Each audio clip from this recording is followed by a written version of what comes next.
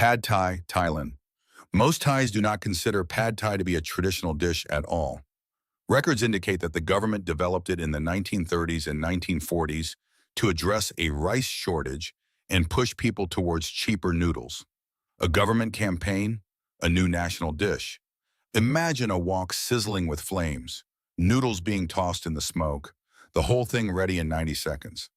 Today, it can be found in airport food courts from London to Los Angeles. Banh mi, Vietnam. Banh mi is based on a French baguette left behind by colonial rulers when they departed Vietnam. Vietnamese chefs sliced it open and filled it with pickled vegetables, herbs, and chilies, thereby transforming something European into something unrecognizable. Many sources suggest that this fusion began in southern Vietnam in the late 19th century. By the 2000s, diaspora communities had put it on lists of the world's best sandwiches.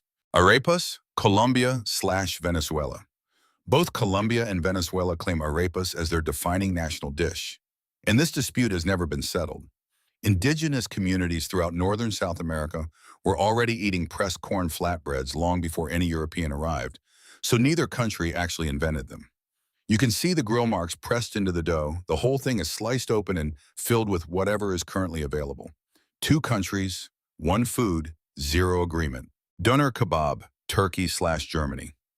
The doner kebab traces its tradition of rotating meat back to Ottoman-era Turkey, but the version that most of the world eats was significantly shaped by Turkish workers in 1970s Berlin.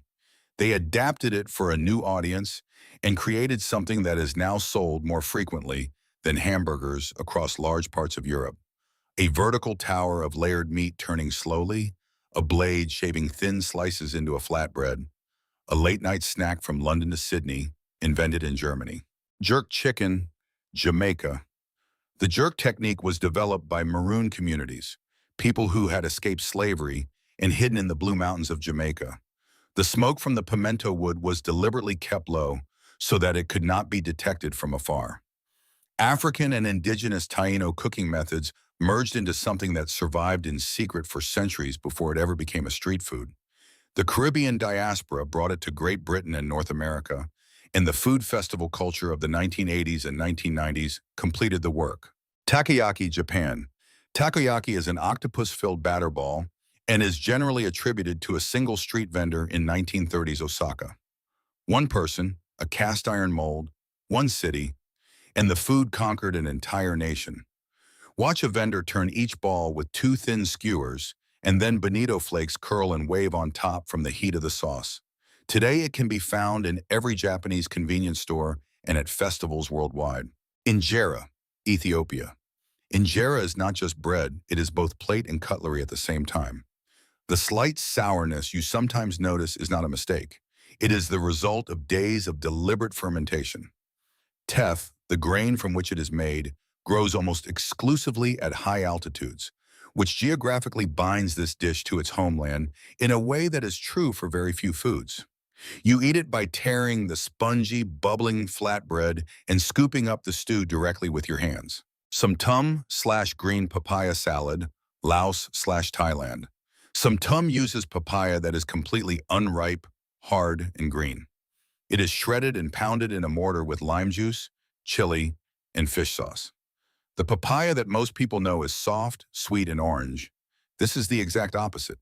And here is the strange thing. The papaya does not originally come from Asia at all. Many sources indicate that Portuguese and Spanish traders brought it from the Americas in the 16th or 17th century. And the people in the Aizan region discovered that the unripe version is extraordinary. Pani Puri, India. Pani Puri is a crispy, hollow ball that is completely empty until the exact second you eat it. A vendor pokes a hole in the top, pours in spiced water and filling, and hands it to you. You pop the whole thing into your mouth at once because if you wait, it collapses, and if you bite into it, it shatters. Some accounts trace its origins to Bihar, others to Uttar Pradesh, with no definitive answer to this day, found on street corners, on snack shelves, and in food challenge videos worldwide. Currywurst, Germany. The currywurst is a sliced sausage covered in ketchup and dusted with curry powder, and it was invented in post-war Berlin. Records generally attribute it to a woman named Herta who acquired curry powder from British soldiers through a barter trade around 1949, mixed it with ketchup, and sold it at a stall. It became a working-class fast food, spread throughout German culture, and today has its own dedicated museum in Berlin. A barter trade, a stall, an accidental national icon. Churros, Spain/Latin America. No one agrees on where churros come from. One theory suggests that Portuguese sailors brought the frying technique back from China. Another claims that Spanish shepherds invented them independently over an open fire. Both camps have been arguing for decades.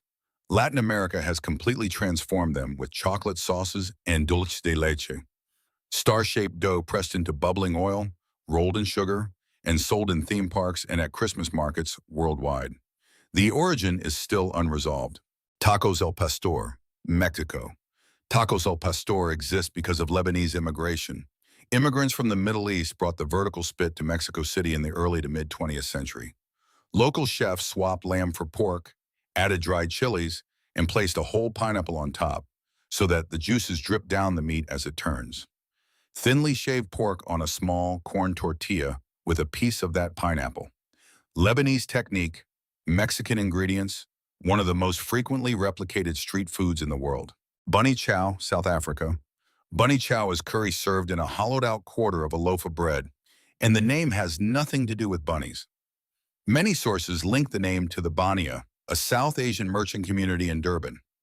The dish originated during the apartheid era in South Africa, when restrictions on where certain people were allowed to eat made a sealed bread container both practical and necessary. The bread holds the curry, the hollowed-out lid goes on top, and you eat the container along with everything inside it. Born out of restrictions, it has become a national treasure. Khachapuri, Georgia.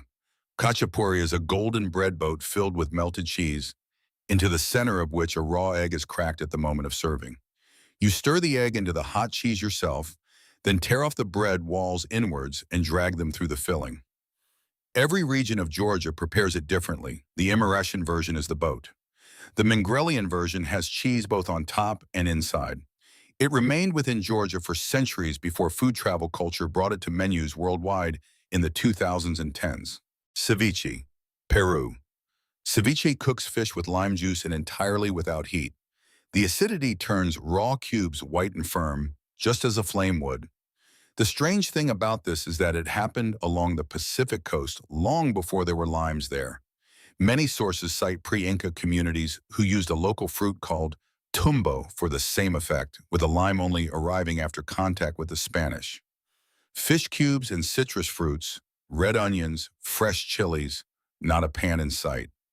Lima became one of the world's greatest culinary destinations, built almost exclusively on this one technique.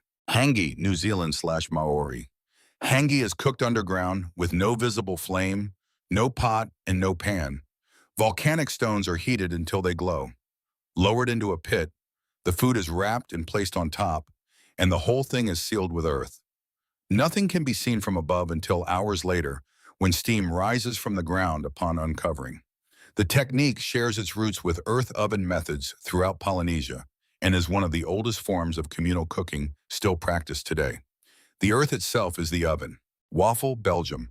Belgium has two completely different waffles, and most of the world has not eaten either of them properly. The Liège waffle contains pearl sugar mixed into a dense yeast dough so that it caramelizes on the waffle iron, sticky and crispy. The Brussels waffle uses a lighter batter with deep grid pockets, which is meant to be crispy and airy. A Belgian chef brought a version to the 1964 World's Fair in New York, and the American version almost immediately evolved into something else.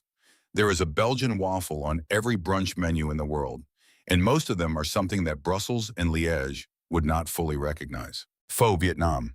Pho is Vietnam's most globally recognized dish, but its origin is more recent than most people assume. Many sources place it in early 20th century northern Vietnam, with some accounts suggesting that French colonial influence shaped the clear broth technique. The rice noodles lie in a long-simmered bone broth. Herbs and bean sprouts are piled on the side so that you can add them yourself. It spread southwards within Vietnam and outwards with diaspora communities after the 1970s. What looks like an ancient tradition is, in many ways, a 20th century invention. Empanadas, Argentina/Latin America. Empanadas are filled pastries eaten across almost all of Latin America, but Argentina and a few other countries consider them a defining national dish with strong regional variations. The folded dough technique likely arrived with Spanish colonial rulers who brought similar pastries from Galicia and northwestern Spain. Every region fills them differently. Beef and olives in Buenos Aires, chicken and raisins in the north, seafood on the coast. Baked or fried depending on where you are, sold at street stalls, in bakeries, in corner shops.